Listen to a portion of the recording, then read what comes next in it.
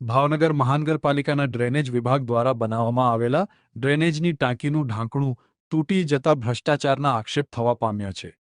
ભાવનગર શહેરના શિવાજી સર્કલ પાસે ડ્રેનેજ વિભાગ દ્વારા ડ્રેનેજ લાઇનનું ઢાંકણું નાખવામાં આવ્યું હોય, જેના ઉપર કચરાની ગાડી ચાલતા તૂટી જતા સ્થાનિકો દ્વારા નબળી ગુણવત્તાનો સામાન વાપરવામાં આવ્યો હોય અને ભ્રષ્ટાચાર કરાયાનો આક્ષેપ કર્યો છે।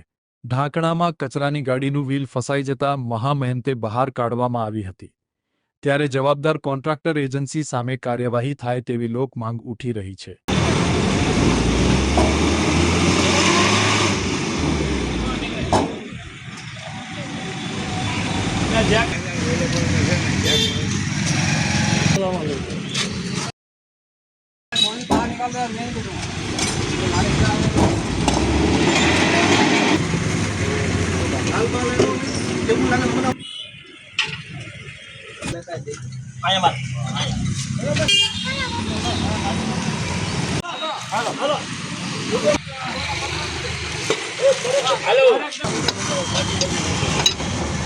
આમાં શું છે? આમાં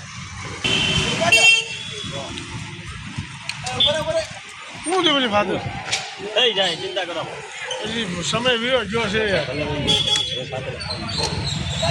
મારું નામ છે ધર્મેન્દ્રભાઈ કે ગોયલ ઉર્ફે ડીકે, ઘોઘાસગલ વોર્ડ નંબર 13 અને અંદર ઘટના એ બની કે અહીંથી વાહન જાતું હતું અને 15 દિવસ પહેલા તે હજી નાખ્યું ઢાંકણું અને 15 દિવસ પહેલા ઢાંકણું ભ્રષ્ટાચાર જોવો, ઢાંકણું ભૂકો થઈ ગયું। હવે અહીંયા અત્યારે સ્કૂલ વાહનો ખૂબ નીકળે છે।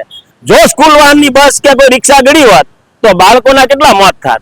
આ ભારતીય જનતા પાર્ટીને દેખાતું નથી, એટલે આ ભ્રષ્ટ સરકાર છે, ભ્રષ્ટાચાર કરે છે અને આ Bharatiya Janata party ઘોઘાસર્કલ ward number 13 ની અંદર જો આ મોટો ભ્રષ્ટાચાર થઈ રહ્યો છે, આ 10 દિવસમાં ઢાંકણું બેહાલ થઈ ગયું, એટલે આ ભ્રષ્ટાચાર બંધ થાય એવી અમારી નમ્ર વિનંતી છે।